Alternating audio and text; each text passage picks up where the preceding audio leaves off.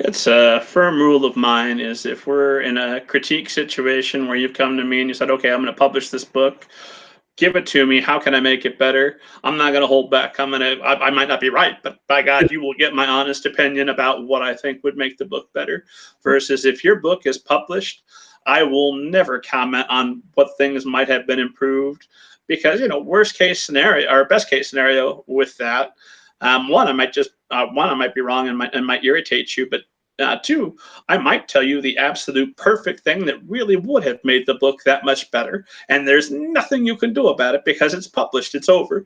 Yeah. So there's no upside to telling an author the absolute criticism you might have for their book. But that's me. I'm in the business, and I'm extra sensitive to it. I know young readers are not the least bit shy about telling you exactly what they think.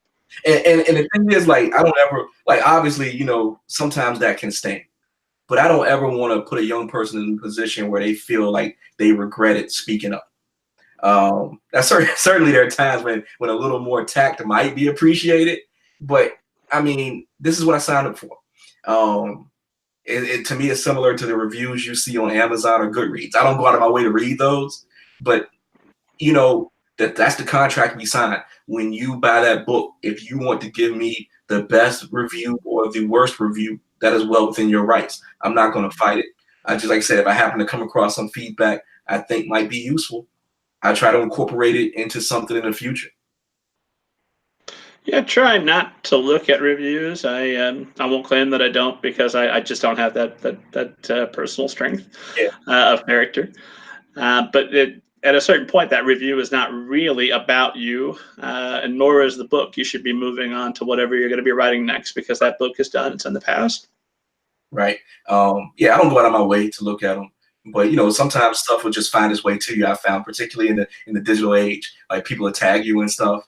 And I always say this: like when I read a bad review, I give myself a day to grieve.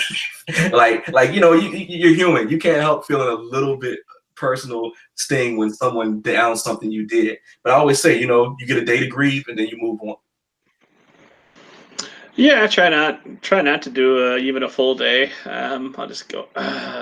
What really drives me nuts is when I know they're wrong and I want to write them immediately and say, "No, here's why you're wrong." Yeah, and I'm never going to do that because I would never want to get that email from I've gotten that email from authors and I mock them. Yeah.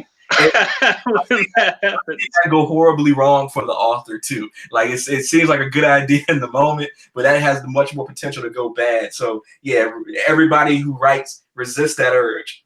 There's no upside to that, and I've gotten that letter, and I am not reviewing books as regularly at middlegradeninja.com. Available now for anybody who's listening or watching. But I give everybody 5 stars. That's my review policy. I don't list the negative qualities on a book, so that I'm getting those emails from authors arguing with me when I didn't even say anything negative about the book. It's like, come on, man. This is a 700-word email. Put that towards your next manuscript. Your writing's half done for the day.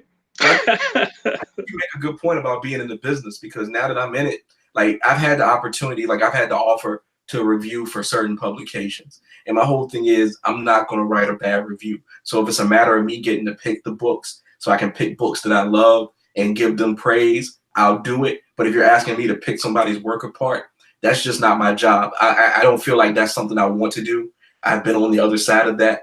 And so I've told people in the past, like, hey, there are probably better critics you can find, because if it's up to me, I'm going to write positive reviews for books I love and nothing else. There's always something positive you can find to say about a book, even if it's just, this book was in English, which made it easier for me to understand. I really appreciate